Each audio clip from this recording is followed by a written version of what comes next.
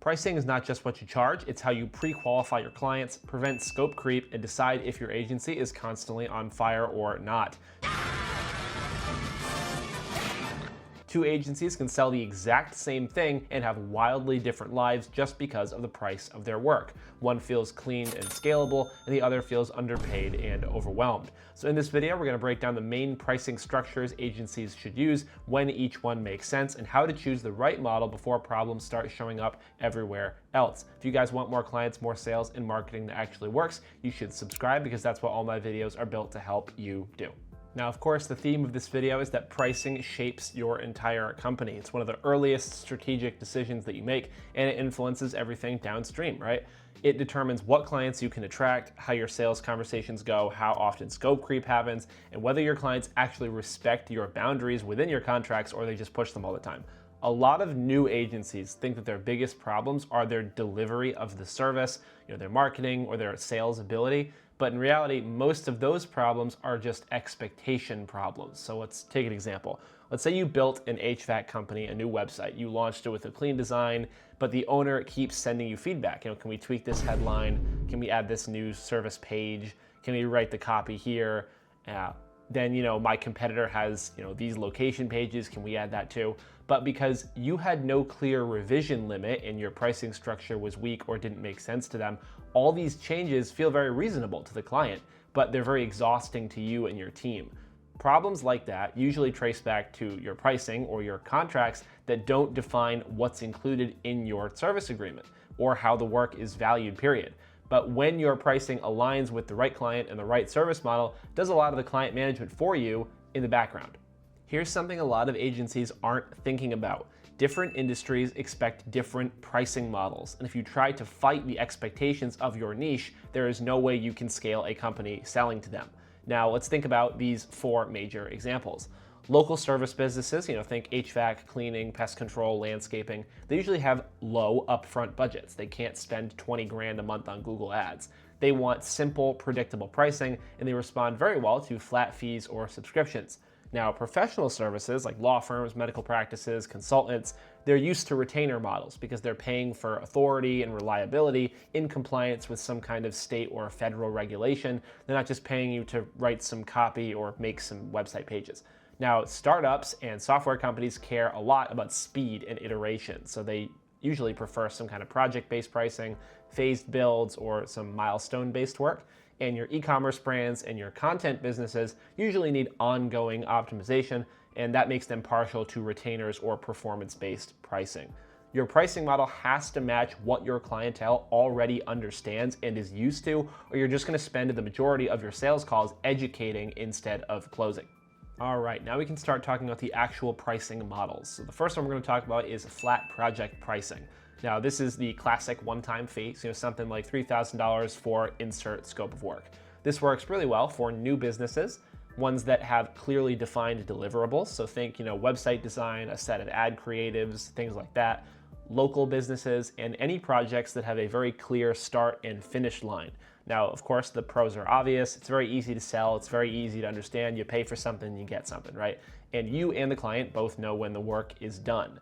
Now, the downside is scope creep and your income resets.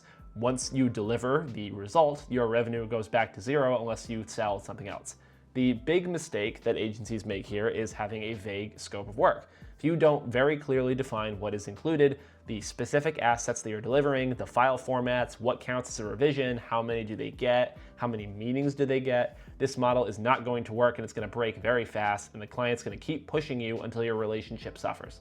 Now, a side note here, you can use tiered packages with any of the pricing models shown in this video. You just need to understand how they work. Now, of course, your tiered packages are your good, better, and best options. Let's say a starter at $1,500, a middle tier at $3,000, and an authority tier at $5,000.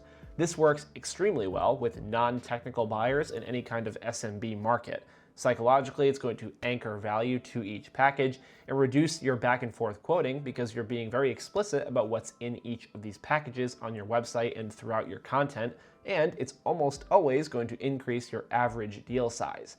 Now, the trade-off is rigidity. You need very tight definitions for each package, or you're just going to move right back into scope creep territory like the previous model. The key is most of your clients are going to choose the middle option, so don't underprice that one. That's where you're going to get most of your business. Your lower tier should be useful for bootstrapped businesses, but it shouldn't require absurd levels of strategy or supervision from your team. And your high tier should reflect an accelerated version of the middle tier that is useful for aggressive companies that want to scale. Okay, now we can talk about hourly pricing. Now we need to make sure that we use this very carefully and probably only when you're starting a business. It sounds very logical, but it does not work long term. It's mostly used for short consulting, one-off fixes or some kind of audit.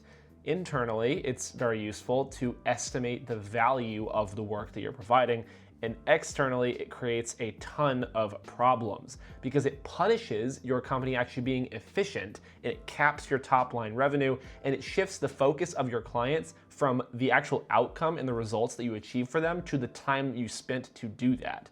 So let's say, for example, you're an IT consulting firm and your team fixes a recurring server issue in 30 minutes using a custom script that you guys have had built for over a year, and the problem is solved.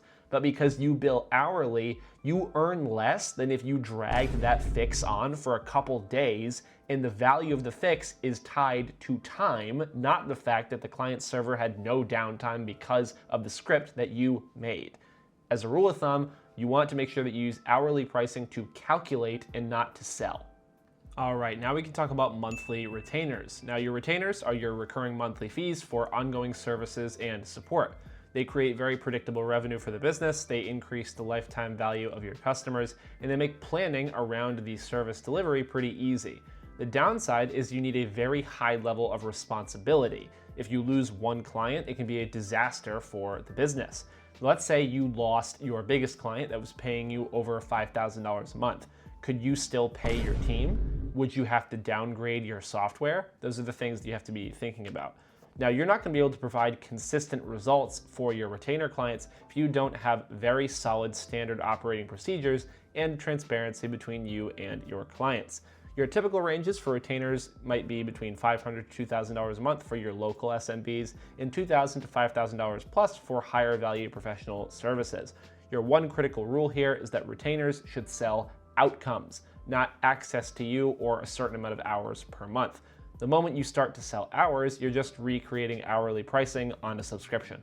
Speaking of subscriptions, now we can talk about the subscription model. This usually looks like low or zero upfront costs paired with a monthly fee that bundles delivery, support, and maintenance all together.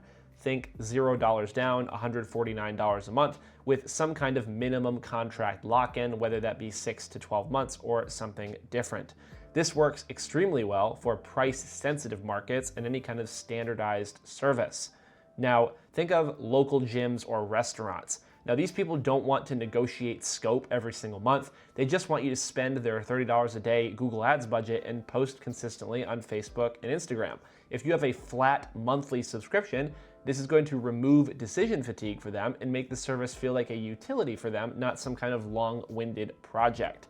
This is very easy to sell, it compounds over time, and retention for it is usually strong provided you're getting good results. The trade-off is you get, of course, lower cash upfront, and you need very strong contracts and clear boundaries. This model only works at scale if you standardize your delivery with templates and good processes. And the last pricing model we're going to talk about is performance-based and hybrid pricing. So performance-based pricing combines some kind of base fee with upside that is tied to the results that you achieve for your client, whether that be leads, conversions, revenue, or some other measurable outcome. For example, $1,500 a month plus $100 per qualified lead.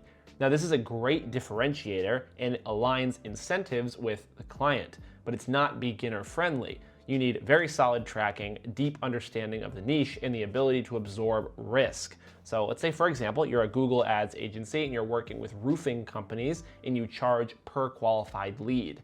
If tracking doesn't work and you don't record calls properly, or the client is mishandling follow-ups, you don't make any money. But when the system works and demand spikes after, let's say, a storm, you're gonna make more in 1 month than a flat retainer would for an entire year. If you do this model right, the upside for your company is massive. Now you might be asking, how do I choose the right pricing model? You need to ask yourself 3 questions. First, are you selling a deliverable or an outcome?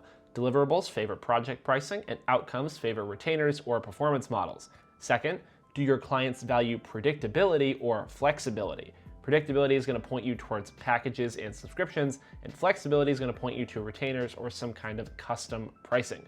And third, do you want one-off wins or compounding revenue? Projects will reset your business, and retainers and subscriptions will stack. Most successful agencies are going to start off with project pricing to build trust and acquire evidence of their skill, and then they're going to layer in retainers or subscriptions once they have proof that their methods get consistent results. Pricing is not about fairness, it's about clarity. When your pricing structure matches your clients, your services, and your long-term goals, everything gets easier. If you guys need help choosing your pricing model, you should leave a comment below and I'll let you know which one I would use for your business.